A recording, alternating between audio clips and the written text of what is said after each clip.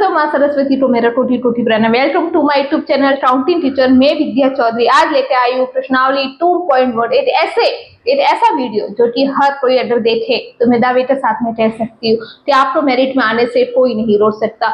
मैं खुद एक स्टूडेंट थी, आज मैं एक टीचर हूँ, लेकिन मैंने जब क्लास 10 में मैं मेरिट में आई थी और मुझे पूरी आइडिया है कि किस तरह से उसे सॉल्व करना है, किस तरह से लिखना है, किस तरह विधि लिखनी है। हमारे सर बहुत अच्छे, तो सेम वही विधि, वही मेथड, वही माइंड। और मैं चाहती हूँ तो हर एक बच्चा जो मैथ से आज तक डरता है वो आज डे के बाद में कभी नहीं डरे। तो बिना देरी किए हुए हम चलते हैं अपने प्रश्न के ऊपर। मैं किस तरह लिखना वो बताऊंगी। 35 घाते द्विपद का और 100 घाते एक पदी का एक उदाहरण दीजिए। सबसे पहले प्रश्न को समझना होगा, प्रश्न कितने नंबर का है वो भी आपको समझना होगा। जितने नंबर हो रहे उसी आधार पर उसे उस विधि से आपको सॉल्व करना है। 35 घात के द्विपद और 100 घात के एक पदी का एक उदाहरण दीजिए। सबसे पहले मैं आपको बता दूं द्विपद क्या होते हैं। द्विपद क्या होते हैं?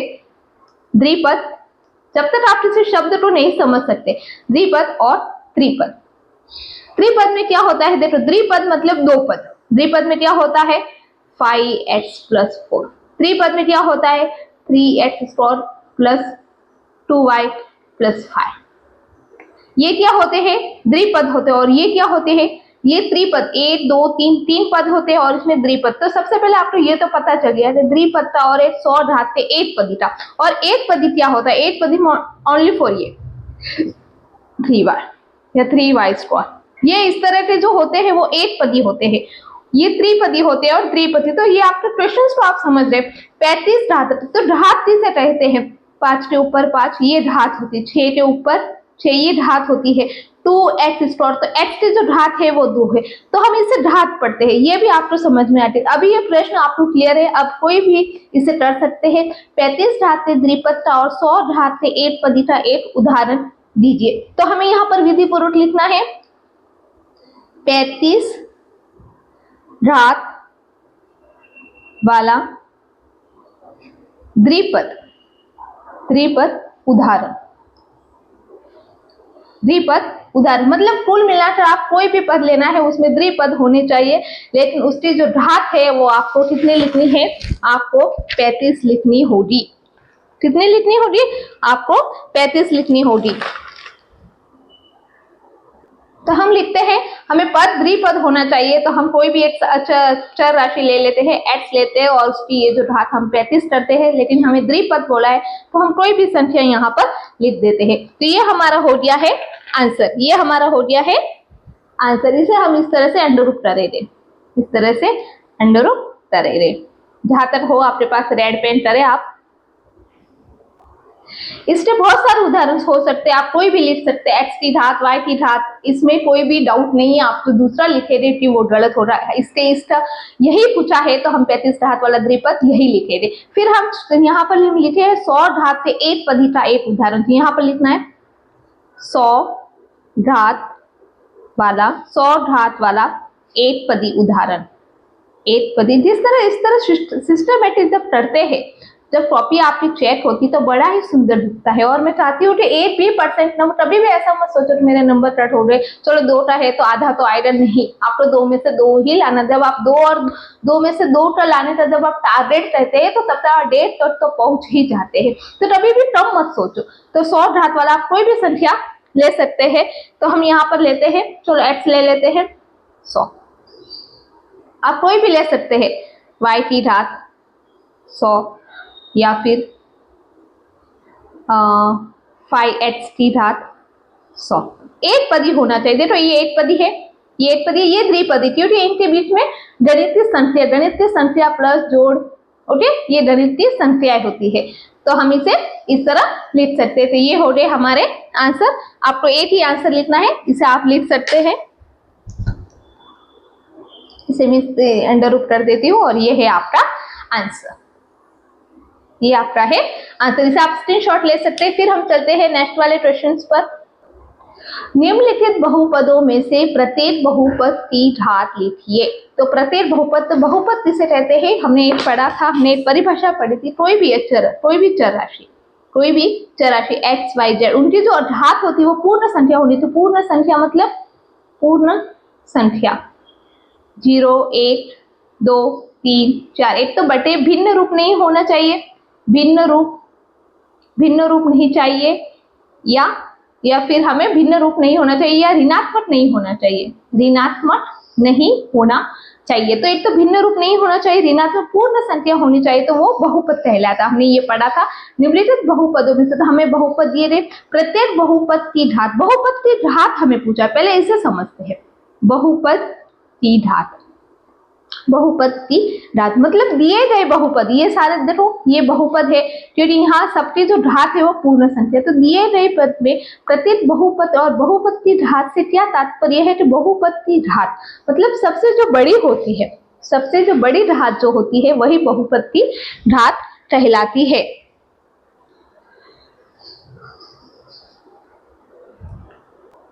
यहाँ हमने प्रश्न थोड़ा गलत लिख दिया था, 5x की घात q plus 4x³ plus 7x। तो यहाँ पर चर राशि कौन सी है? चर राशि हमें पता है कि x है, और सबके जो ये सारे बहुपद है, और सब बहुपद की घात का होता है सबसे बड़ी घात, मतलब सबसे बड़ी घात क्या है? x की घात 3। तो दिए गए बहुपद में यहाँ पर लिए 5x² plus 5x² plus 7x में बहुपद की घात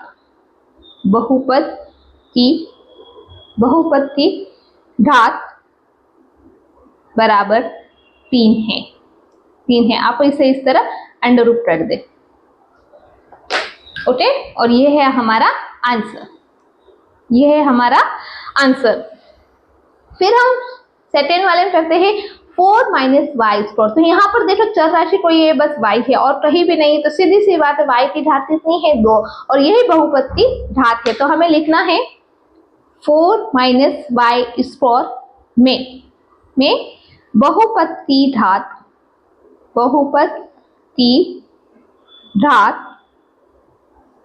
बराबर 2 है। बस ये हमारा हो गया आंसर। इसमें कुछ नहीं करना है, ये बहुत ही आसान है, इसलिए मैंने इस तरह से आपको सबसे पहले आपको बहुपद की घात समझ में आ गई, तो ये प्रश्न क्लियर है। तो बहुपद की घात मैंने बता दी, बहुपद की घात मतलब दिए गए बहुपदों में सबसे बड़ी जो घात होती है चर राशि की, सबसे बड़ी घात ही बहुपद की घात कहलाती है, ये आपको हमेशा याद रखना। फिर है 5t-7। तो इसे भी आप किस तरह लिखेंगे? अब यहाँ पर t के ऊपर कुछ भी नहीं है, t के ऊपर कुछ नहीं, मतलब इसकी घात 8 है। क्योंकि आप अगर t की घात 1 हो जाए तो भी आप उसे t ही लिखेंगे, तो कुल मिलाकर 8 जो है वो इसमें छिपी हुई रहती है।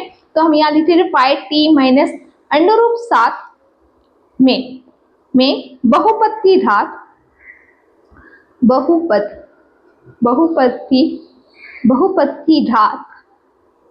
बराबर 8 है। बस आप इसे इस तरह से अंडर रूट कर दें, आंसर बहुपद की घात 8 है। फिर हर प्रश्न है 3, ओनली फॉर प्रश्न है 3। तो हमने एक चीज सीखी थी, मैं आपको एक बता दूं कि अगर x की घात 0 हो तो उसका मतलब 1 होता है। ये आप नोट रखना, हमेशा याद रखना कि x की घात 0 हो तो बराबर 0। तो क्या हम यहाँ पर इसके साथ में x से गुना कर सकते हैं? बिल्कुल हम इससे कर सकते हैं। आप चाहे तो यहाँ पर कुछ नहीं तो आप 8 भी लिख सकते हैं, लेकिन बहुपद की घात के लिए हमें चर राशि का होना बहुत जरूरी है। तो हम यहाँ पर क्या लिखेंगे? 3 गुणा x की घात 0 बराबर 3 गुणा 8 बराबर 3 में बहुपद की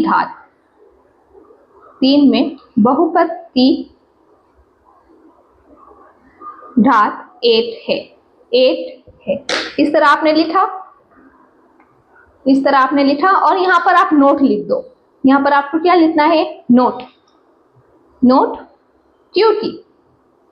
क्योंकि x की घात 0 का मतलब 1 होता है। अगर आप ये लाइन यहाँ पर लिख दे दे तो जो भी आपके कॉपी चेक करे उन्हें तुरंत ही पता चल जाएगा कि आपने यहाँ पर 1 किस तरह लिखा और बहुपद की घात 1 किया। तो इससे आपको ये लगेगा कॉपी चेक करने वालों कि आपका माइंड सेट अवे अमेजिंग है, बहुत ही आप होशियार हो। तो ये आपको नोट्स करके आपको जरूर लिखना है, क्योंकि x की घात शून्य का मान हमेशा 1 होता है और इसी तरह हमारे 3 में बहुपद की घात 8 आई है। तो ये आपको जरूर लिखना है। यह हमारा 4th वाला क्वेश्चन हमने कर दिया है। फिर हम 5 वाले क्वेश्चन में पढ़ते हैं। सबसे पहले प्रश्न को समझ ले, बताइए कि निम्नलिखित बहुपदों में से, यहाँ पर बहुत सारे बहुपद दिए गए, बहुपदों में से कौन कौन बहुपद रेखित है, कौन कौन द्विघाती है और कौन कौन त्रिघाती। सबसे पहले आपको रेखित बहुपद क्या होता है, द्विघाती बहुपद क्या होता है और त्रिघाती बहुपद क्या होता है, इसे समझना होगा। तो किसी भी चर राशि की घात, किसी भी चर राशि कि अगर इसके ऊपर कुछ नहीं है, मतलब यहाँ पर इसकी घात क्या है 1 है, तो हम इसे कहेंगे रेखित बहुपद। ये आपको याद रखना है, रेखित बहुपद। और इसे किसी भी चर राशि x y अगर 2 हो तो ये क्या है, द्विघाती बहुपद। द्वि मतलब 2, घाती मतलब दो घात वाली चर राशि कौन सी होगी, द्विघाती बहुपद। और त्रि x की घात q, y की घात q, z की घात कोई भी संख्या हो, कोई भी चर राशि हो सकती है, तो ये होगी त्रिघाती। बस अभी तो हमारा प्रश्न हम बिल्कुल हर एक बच्चा इसे आसानी से कर सकता है। तो ये आप नोट कर देना, मैंने यहाँ पर लिखा है, दिए गए बहुपद में अगर कोई भी बहुपद दिया, दिए गए बहुपद में चर की अधिकतम घात, बहुत सारे अगर पद दिए गए और चर की अधिकतम घात 1 हो तो वो रेखित समीकरण हो सकता है, जैसे x y। तो इनके ऊपर कुछ भी घात नहीं, मतलब ये 1 है, रेखित समीकरण। दिए गए बहुपद में चर की अधिकतम घात 2 हो, जैसे कि यहाँ पर देख सकते हैं x square plus 3y square, तो ये कैसा बहुपद होगा, द्विघाती बहुपद होगा। और दिए गए बहुपद में चर की अधिकतम घात 3 हो, यहाँ पर एक कोई मैंने ये बहुपद दिया गया है, यहाँ पर हम देखते हैं एक्स स्क्वायर भी है, एक्स भी है, 4x क्यूब है, तो x सबसे अधिकतम घात क्या है, x की घात 3। चर की अधिकतम घात क्या है, 3, मतलब ये त्रिघाती है। ये कैसा बहुपद है, त्रिघाती बहुपद। तो ये क्लियर हो गया है। अब इसे हम आगे करते हैं, एक्स स्क्वायर प्लस एक्स, तो ये x की अधिकतम घात कौन सी है, एक्स स्क्वायर प्लस एक्स में x की घात 2 है, अतः यह द्विघाती है, अतः यह द्विघाती बहुपद है,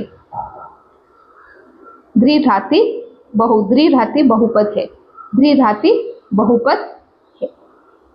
फिर आगे x माइनस एक्स स्क्वायर में, तो x माइनस एक्स स्क्वायर में x की अधिकतम घात, x की अधिकतम घात 2 है, अतः यह द्विघाती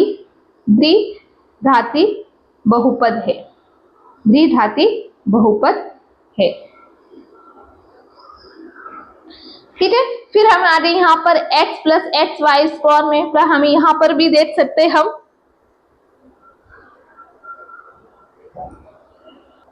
फिर हम लिखे थे x plus Y square plus 4 में y की अधिकतम घात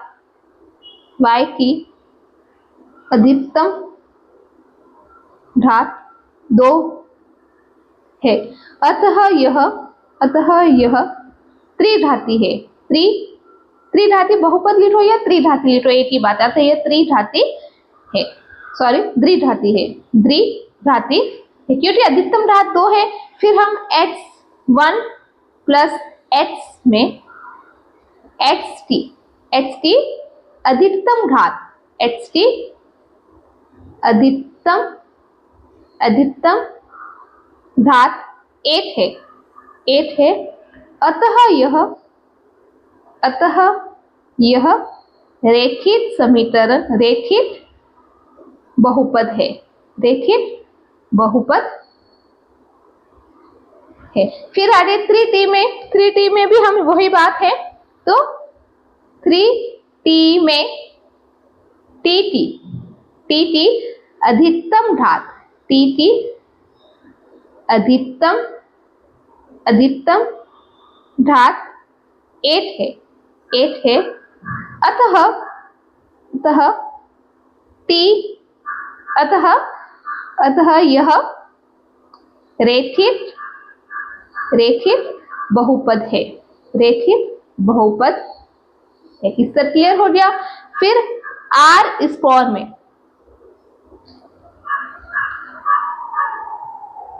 यहां पर ये एक्स क्यूब है, सॉरी, एक्स आर स्क्वायर में आर की अधिकतम घात, आर की अधिकतम घात 2 है, अधिकतम घात 2 है। अतः यह द्विघात समीकरण है। द्विघाती समीकरण, द्विघाती बहुपद है, बहुपद है। फिर 7x क्यूब में x की अधिकतम, आपको इस तरह लिखना है ताकि आपको पता चले कि ये किस तरह है। अधिकतम घात 3 है। अतः यह त्रिघाती बहुपद है। त्रिघाती बहुपद। बस इस तरह हमने 2.8 प्रश्नावली सॉल्व कर दी। मैंने कारण सहित बताया। अब कोई भी डाउट नहीं रहेगा। सबसे पहले ये आपको नोट करना बहुत जरूरी है। इसे अगर आप नहीं समझे थे तो आप इसे सॉल्व नहीं कर पाए। अगर ये आपको समझ में आ गया तो इसे आप आसानी से सॉल्व कर सकते हैं। मैंने कारण भी बताया है। इस तरह आप इसे विधि पूर्वक कर सकते हैं और अपने पूरे में से पूरे नंबर प्राप्त कर सकते हैं। अगर आप इसी तरह का वीडियो चाहते हैं, मैथमेटिक्स कोई आपको समझ में नहीं आता है, तो आप कमेंट में मुझे अगला वीडियो मैं किस आधार पर बनाऊं या कौन से प्रश्नावली पर बनाऊं, तो आप मुझे कमेंट कर सकते हैं। और अगर आज का वीडियो पसंद आए तो वीडियो को लाइक करें, शेयर करें, सब्सक्राइब करें। मिलते हैं अगले वीडियो में। तब तक Vande Mataram. Okay, thank you.